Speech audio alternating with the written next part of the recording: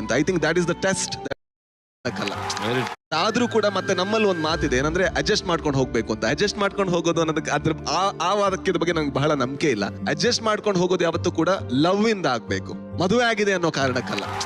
ಅದು ಆಗೋ chance love ಅಲ್ಲಿ ಜಾಸ್ತಿ ಇದೆ ಅಂತ ನನ್ನ ನಂಬಿಕೆ. ತಪ್ಪಿರ್ಬೋದು, ಬಟ್ ನನಗೆ ಹಂಗ ಅನ್ಸುತ್ತೆ. Wow, very well sir. Thank you so much Toby and Aarohi. ನಿಮ್ಮ ಪ್ರಶ್ನೆ.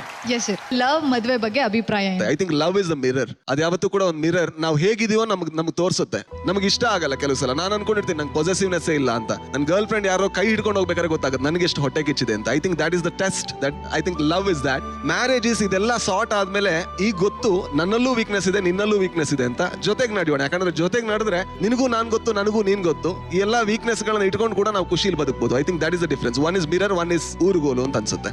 Super, thank you. ನಿಮ್ಮ ಡ್ರೀಮ್ ಗರ್ಲ್ ಯಾವ ತರ ಇರ್ಬೇಕು ಅಂತ ಆಸೆ ಪಡ್ತೀರಾ? ಅದು ತುಂಬಾ ತಪ್ಪು ಅಂತ ನನಗೆ ತುಂಬಾ ವರ್ಷಗಳ ಹಿಂದೆ ಅನ್ಸ್ತು. ಡ್ರೀಮ್ ಗರ್ಲ್ ಅನ್ನೋ ಕಾನ್ಸೆಪ್ಟ್. ಯಾಕೆ ಒಂದು ಹುಡುಗಿನ ನನ್ನ ಡ್ರೀಮ್ಗೆ ರಿಸ್ಟ್ರಿಕ್ಟ್ ಮಾಡಬೇಕು? ಯಾಕಂದ್ರೆ ಪ್ರತಿ ಹುಡುಗಿ ಕೂಡ ಈ ಭೂಮಿ ಮೇಲೆ ಒಂದು ಅಂದ್ರೆ ಯೂನಿವರ್ಸ್ ಸೃಷ್ಟಿ ಮಾಡಿರೋದ್ರಿಂದ ಎಲ್ರು ಕೂಡ ಯಾರ್ದೋ ಒಬ್ಬರ ಕನ್ಸು. ನನಗೆ ಇದೇ ಕನ್ಸು ಅಂತಿಲ್ಲ. ನನಗಿರೋ ಹುಡುಗಿ ಇದ್ದಾಳಲ್ವಾ, ಅವಳಿಗೆ ನಾನು ಒಳ್ಳೆ ಹುಡುಗ ಆಗ್ಬೇಕು. I think that is the only idea that I have, which I am not, which I clearly no that ಹೆಚ್ಚಿನ ಹುಡುಗರು ಅಥವಾ ಅಟ್ಲೀಸ್ಟ್ ನಾನು ಆ ಯೋಗ್ಯತೆನ ಪಡೆದಿಲ್ಲ. ನಾನೇ 100 ರೂಪಾಯಿ ನೋಟ್ ಅಲ್ಲ ಅಂದ್ರೆ ಅವಳನ್ನ ಹೆಂಗ್ 1000 ರೂಪಾಯಿ ನೋಟ್ ಆಗು ಅಂತ ಕೇಳ್ಕೊಳ್ಳೋದು ಅದು ತುಂಬಾ ತಪ್ಪಾಗುತ್ತೆ. ನನಗೆ ಅದು ಇಲ್ಲ ಈ ಸದ್ಯಕ್ಕೆ. ಫ್ಯಾಂಟಾಸ್ಟಿಕ್. ನೆಕ್ಸ್ಟ್ ಅಣ್ಣ ಮಗ, ತಾಯಿ ಪ್ರೀತಿಗೂ ಹೆಂಡತಿ ಪ್ರೀತಿಗೂ ಏನ್ ವ್ಯತ್ಯಾಸ ಅಣ್ಣ? ಅದ್ ಕಂಪ್ಯಾರಿಸನ್ ತಪ್ಪು ಮಗ. ಈಗ ಎಕ್ಸಾಂಪಲ್, ನನ್ನ ಗರ್ಲ್ ಫ್ರೆಂಡ್ ಒಂದ್ ಮಗುಗ್ ತಾಯಿ ಆದಾಗ ಎರಡರಲ್ಲಿ ಯಾವ ಪ್ರೀತಿ ದೊಡ್ಡದು? ಅವಳು ತಾಯಿನೂ ಹೌದು, ಮನುಷ್ಯ ಒಂದೇ ಅಲ್ಲ. ಬೇರೆ ಬೇರೆ ರೋಲ್ ಅಲ್ಲಿ ಬೇರೆ ಬೇರೆ ರೀತಿ ಕೊಡ್ತಾರೆ. ತಾಯಿ ಆದಾಗ ಒಂದು ಅವಳು ದೊಡ್ಡ ನದಿಯಾಗಿ ಹರಿಬಹುದು, ಗರ್ಲ್ ಫ್ರೆಂಡ್ ಆದಾಗ ಒಂದು ಮಳೆಯಾಗಿ ಹರಿಬಹುದು. ನೀನ್ ಮಳೆ ದೊಡ್ಡದ ನದಿ ದೊಡ್ಡದ ಅಂದ್ರೆ ಮಳೆಯಿಂದ ನದಿ, ನದಿಯಿಂದ ಮಳೆ, ಅದ್ ಹೇಳಕ್ ಆಗಲ್ಲ. And it's very ugly to compare two loves, specially ಅಂತ. ಮತ್ತೆ ನಮ್ಮ ಸಿನಿಮಾದಲ್ಲಿ ಬರೆದು ನಾವು ಹಾಳು ಮಾಡಿ ಹಾಕಾಗಿದೆ ಇದು ದೊಡ್ಡದು ಇದು ಸಣ್ಣದು ಅಂತ. ಅದು ತುಂಬಾ ಇನ್ಸಲ್ಟಿಂಗ್ ಅಂತ ಅನ್ಸುತ್ತೆ. ಇವಾಗ ನೀವು ಪಂಚೆ ಉಟ್ಕೊಂಡು ಫುಲ್ ಬಿಂದಾಸ್ ಆಗಿ ಫ್ರೀ ಆಗಿದ್ದೀರಾ. ಅದೇ ಮದ್ವೆ ಆದ್ಮೇಲೆ ನಿಮ್ ವೈಫು ನೀವು ಟ್ರೆಂಡಿ ಆಗಿರೋ ಕ್ಲೋತ್ಸ್ ವೇರ್ ಮಾಡ್ಬೇಕು ಅಥವಾ ಸ್ಟೈಲಿಶ್ ಆಗಿರ್ಬೇಕು ಅಂತಂದ್ರೆ ಏನ್ ಮಾಡ್ತೀರಾ?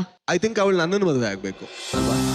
ನಾನು ಇಷ್ಟೇ ಇರೋದು. ನಾನು ಇರೋದೇ 1 ಲೋಟ ನೀರು. ಅದನ್ನ ನೀನ್ ಚೊಂಬಲ್ ಹಾಕಿ ತುಂಬಿಸ್ತೀನಿ ಅಂದ್ರೆ ಸಾಧ್ಯ ಇಲ್ಲ. ಇದಿಷ್ಟು ಇರೋದೇ ಇಷ್ಟೇ. ನಾನು ನಿನಗೆ ಯಾವುದೇ ಕಂಡೀಷನ್ ಹಾಕಲ್ಲ. ನೀನ್ ಹೇಗಿದ್ಯಾ ಹಾಗಿರು, ನಾನ್ ಹೇಗಿದ್ಯಾ ನಾನು ಇರ್ತೀನಿ. ಅಂದ್ರೆ ಮತ್ತೆ ಗೊತ್ತಾ, ನಾನು ಒಬ್ಳನ್ನ ಸೆಲೆಕ್ಟ್ ಮಾಡಿ ನಾನು ಅವಳನ್ನ ಬದಲು ಮಾಡಿ ಅವಳೇನೋ ಗ್ರೇಟ್ ಆಗ್ಬೇಕು ಅಂತ ಅನ್ಸೋದಕ್ಕೆ ನನಗೆ ಯಾರು ಸರ್ಟಿಫಿಕೇಟ್ ಕೊಟ್ಟಿದ್ದು ನಾನು ಗ್ರೇಟ್ನೆಸ್ ನ ಗುರು ಅಂತ ಅಲ್ಲ ಅಲ್ವಾ? ಅವಳು ಪಾಡಿಗಿದ್ದಾಳೆ, ನಾನು ನನ್ನ ಪಾಡಿಗಿದ್ದೀನಿ. ನನ್ನ ಜೀವನ ನಂದು, ನಾನು ಬೆಳೀತಾ ಹೋಗ್ತೀನಿ. ಅಂದ್ರೆ ಬೆಳೀತಾ ಹೋಗೋದಂದ್ರೆ ಹೊರಗಡೆ ಅಲ್ಲ, ಇಲ್ಲಿ. ಸೊ ಅವಳು ಬೆಳೀತಾ ಹೋಗ್ಬೋದು ಅವಳಿಗೆ ಆಸೆ ಇದ್ರೆ. ಬೆಳೆಯಲ್ಲ ಅಂದ್ರೆ ಅದ್ರಲ್ಲೂ ತಪ್ಪಿಲ್ಲ. ಬಟ್ಟೆ ಯಾವ ತರ ಹಾಕಿದ್ರೆ ಅದ್ರಲ್ಲೂ ತಪ್ಪಿಲ್ಲ. ನಾನು ಈ ತರ ಇದ್ದೀನಿ, ನೀನ್ ಈ ತರ ಇದೆಯಾ. I don't think like any matured person will do that. Wow, very nicely shed.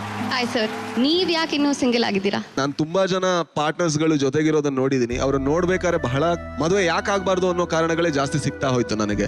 ಆದ್ರೆ ನಾನು ಏಬಲ್ ಆಗೋ ತನಕ, ಏಬಲ್ ಇನ್ ದ ಸೆನ್ಸ್ ನಾನ್ ಮನುಷ್ಯನಾಗಿ ಸಾರ್ಟ್ ಆಗ್ಬೇಕು, ಖುಷಿಲಿ ಇರ್ಬೇಕು. ಆ ಖುಷಿಲಿದ್ದಾಗ ನಾನು ಮದುವೆ ಆಗೋದಕ್ಕೆ ತಯಾರಿದ್ದೀನಿ. ಮೇ ಬಿ ಅದು ಆಗ್ಬಹುದು ಅಂತ ಅನ್ಸುತ್ತೆ, ಆಗದೇನೆ ಇರ್ಬೋದು. ಆಗದೆ ಇದ್ರೂ ಕೂಡ ಪ್ರಪಂಚಕ್ಕೆ ಏನೋ ಲಾಸ್ ಇಲ್ಲ, ಆದ್ರೂ ಏನು ಲಾಸ್ ಇಲ್ಲ ಅಷ್ಟೇ.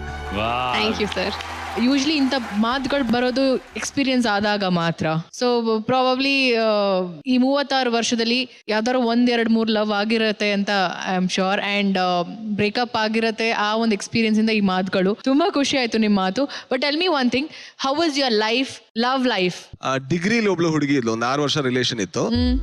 ಅದ್ ಯಾಕೋ ಏನೋ ಅದು ರಿಲೇಷನ್ ಸೆಟ್ ಆಗ್ಬೇಕಾದ್ರೆ ನಾನು ಹೇಳಿದ್ದೆ, ನೀನ್ ಯಾವತ್ತಾದ್ರೂ ನನಗೆ ಬಿಟ್ಟು ಹೋಗ್ತೀನಿ ಅಂದ್ರೆ ನಾನು ಕಾರಣ ಕೇಳಲ್ಲ ಅಂತ. ಯಾಕೆ ಹೇಳಿದೆ ಗೊತ್ತಿಲ್ಲ. 6 ವರ್ಷ ಆದ್ಮೇಲೆ ಹಾಗೆ ಆಯ್ತು.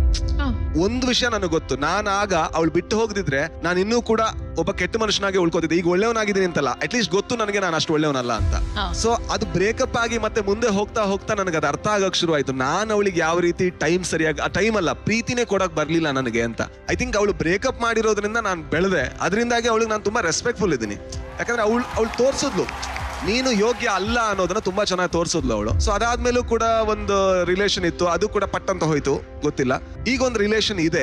ಈಗ ಇಬ್ರು ಕೂಡ I think we are searching for life. ಅಂದ್ರೆ ಅವಳಿಗೂ ಬಹಳಷ್ಟು ಹುಡುಕಾಟಗಳಿದೆ ಲೈಫಲ್ಲಿ, ನನಗೂ ಹುಡುಕಾಟಗಳಿದೆ. ನಂದೇನು ರೂಲ್ಸ್ ಇಲ್ಲ, ಅವಳದೇನು ರೂಲ್ಸ್ ಇಲ್ಲ. We want to be happy ಅಷ್ಟೇ. ನೀನು ಬದುಕಲಿ, ನಾನು ಬದುಕಲಿತೀನಿ, ನೋಡೋಣ ಅಂತ ಅಷ್ಟೇ.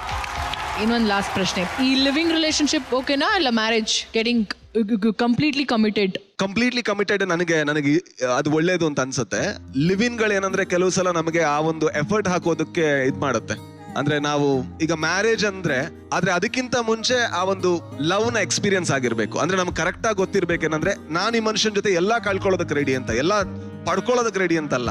ಆ ಒಂದು ಸ್ಟೇಟ್ ಅಲ್ಲಿ ನಾವಿದ್ದಾಗ ಐ ಥಿಂಕ್ ಆ ಪರ್ಸನ್ ಕೂಡ ಅದೇ ಸ್ಟೇಟ್ ಅಲ್ಲಿ ಬಂದ್ರೆ ಇಬ್ರು ಜೊತೆಲಿ ಇರ್ಬೋದು. ಹಾಗಾಗಿ ನನಗೆ ಡಿವೋರ್ಸ್ ಕೂಡ ತುಂಬಾ ಕೆಟ್ಟ ಶಬ್ದ ಅಂತ ಅನ್ಸಲ್ಲ. ಇಬ್ರಿಗೂ ವರ್ಕ್ ಆಗಿಲ್ಲ ಅಂದ್ರೆ ದೂರ ಆಗೋದ್ರಲ್ಲಿ ತಪ್ಪೇನಿದೆ ಅಂತ ನನಗೆ ಇಲ್ಲಿ ತನಕ ಅರ್ಥ ಆಗಿಲ್ಲ. ಅದ್ ಯಾಕೆ ಡಿವೋರ್ಸ್ ಅಂದ ತಕ್ಷಣ ಒಬ್ಳು ನಾವು ಅವಳು ಗಂಡನ್ ಬಿಟ್ಲು ಅನ್ನೋದು ಅಥವಾ ಅವಳು ಹೆಂಡತಿ ಬಿಟ್ಟ ಅನ್ನೋದು ಯಾಕೆ ಇದಾಗಬೇಕು ಅಂತ.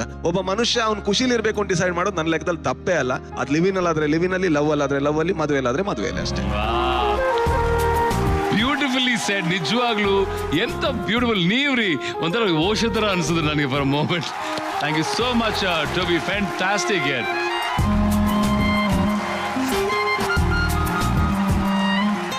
ಈ ಭರ್ಜರಿ